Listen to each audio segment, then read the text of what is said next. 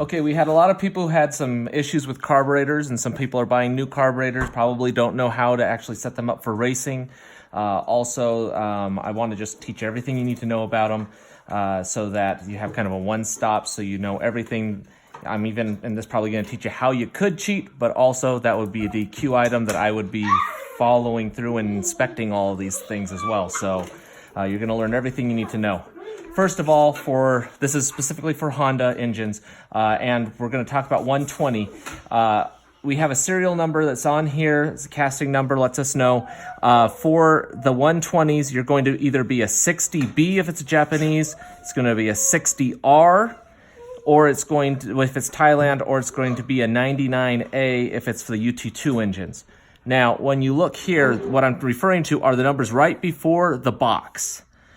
On some of them, there might be a BE or some other numbers in front. Those don't matter. It's these numbers right before the box. Okay? Now, the first thing you do when you get a new carburetor is you have this idle screw. Before you run fuel or anything, what you're going to do is you're going to put a torch on this for about 15 seconds or so. Get this really hot. I've already done that and broken it free, but then you're going to come on with the needle nose pliers and you're just going to pull that off. This is your idle adjustment screw so that you can come in and richen up the mixture on the slow jet. If you're cleaning this, you're going to completely remove this thing. On the bottom, you have two different screws. Okay, this piece right here, you're just going to discard. You're never going to need that again, and that way you can get more than the quarter turn that the factory gives you. On here, you're going to come onto this main one, and you're going to take this off. So just a 10 millimeter wrench, give it a good turn, and you're going to pull that apart. And that's going to remove your bowels. Okay? When you are cleaning these things, if you have one that's got gunked up or something, your next step is you're going to remove this pin here. And then your float valve should just come free. Just like that. You have a pin on a spring here. You're going to clean this up really good. Acetone is a great product to use on this. You can soak these things in that. You don't want to soak the plastic though here. You just want to get this part if you're doing that. But the rest of the metal components, I like to just soak them in acetone. And then also, I'm going to be looking at parts if I ever have to disassemble a carburetor. If I see tooling marks or anything that could lead me to suspect that there's been modification, it will be a DQ item. So I recommend using nylon bristles or something like that. To remove your main jet, take a flathead screwdriver, you stick it in here, and you're just going to give it a turn. It's kind of tight in there when they're brand new, but you're going to get that to loosen. See if I can get that. There it goes. And it should just turn itself out nice and easy once you break that free.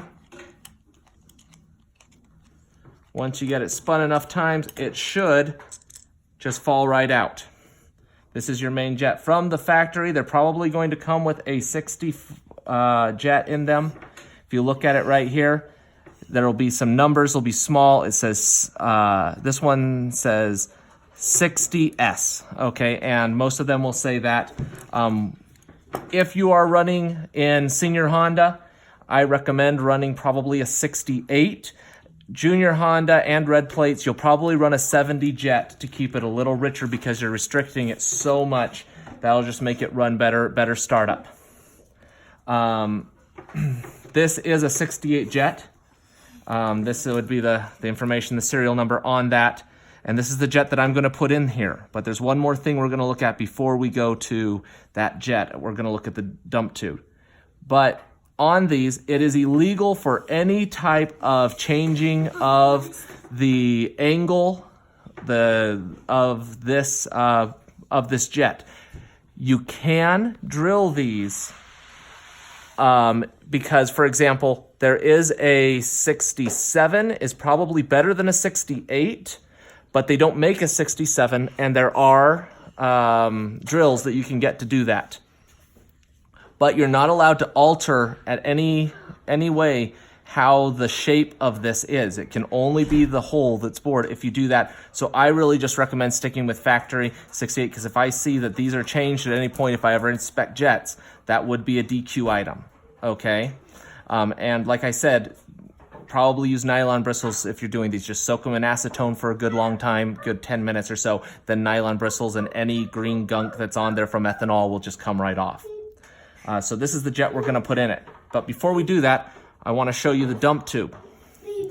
On here, there's another tube. Sometimes you have to kind of push it out. It's a little brass tube right here. This tube right here has certain measurement specifications that are very important. It cannot be altered in any way. If you're cleaning it, you soak it in acetone. You can use really, really fine bristles or something. Try and scrub it, that's fine. But if I see tooling marks or anything, that would be a DQ item, because if somebody's trying to make these little holes any bigger, that would be disqualifying. Also, using the correct dump tube. You need to use the right size. If you're not using the one that comes stock, you make sure you're replacing it with one that is the same as stock. If you were to put a 160 or a 200 carburetor dump tube, which would fit in here, it would have a higher riser. It would make more power in the engine, which would be another item we would DQ a carburetor for, okay? So just make sure that these are not modified in any way, that they're stock, and that you are putting them in. It goes in with this narrow side in first and down, and that will then, when you tighten the main jet in, it'll put it to the appropriate height.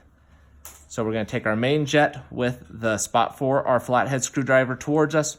We just drop it in there, and then we come in with a screwdriver and we tighten it in. And you're gonna tighten it. You don't wanna over tighten because you don't wanna get them stuck in there, but you tighten them up until basically you don't feel any more motion from them. I'm too deep in there now. I need a smaller screwdriver. There it goes. Okay, right there. So I'm to tight. Once it's tight, I just get a little pressure on it, but I don't want to give it any more turn other than just a little pressure on that. Also, these have a choke on them straight from the factory, straight from Honda. This needs to be removed. A pair of vice grips. You just get them really tight because it's a very thin piece of metal. Get it on there, right on the metal.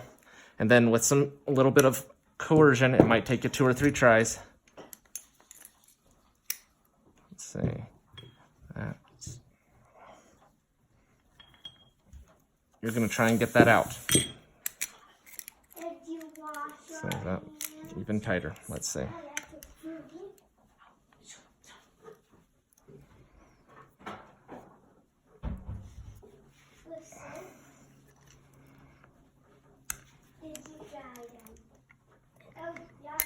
Okay, we got it out. Once we get that out, this plastic piece is just free. It should just slide right out.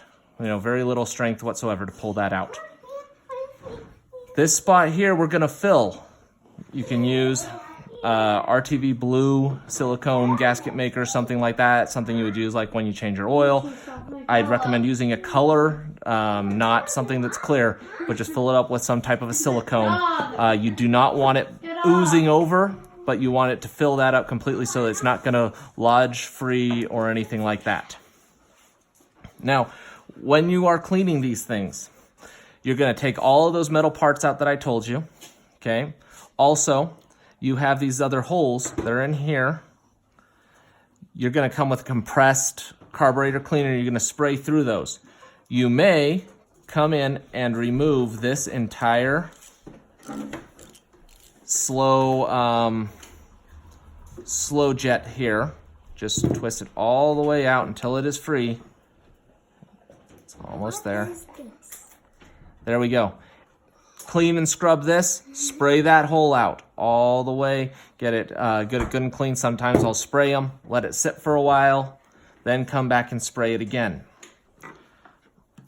Also, you may want to take out completely your idle set screw, which is just plastic. And then with a flathead screwdriver, you can come in and you can lift this off right here. It has a little O-ring on it. If you're rebuilding these things, you will replace that O-ring. However, this one's brand new. The O-ring's probably in good shape. It looks like it is. So I'm not going to do anything to it, but you would take that out. You would spray this out with that compressed carburetor cleaner. You know, let it soak for a while. Come through, spray it out again. You can use compressed air, whatever, but get that clean. Then you'll come back, you'll reassemble the same way that you took it apart. This can be a little tricky to get in because of that O-ring. It's just kind of pressure on it down. Once it's set, then you're gonna come in, put your idle set screw back in.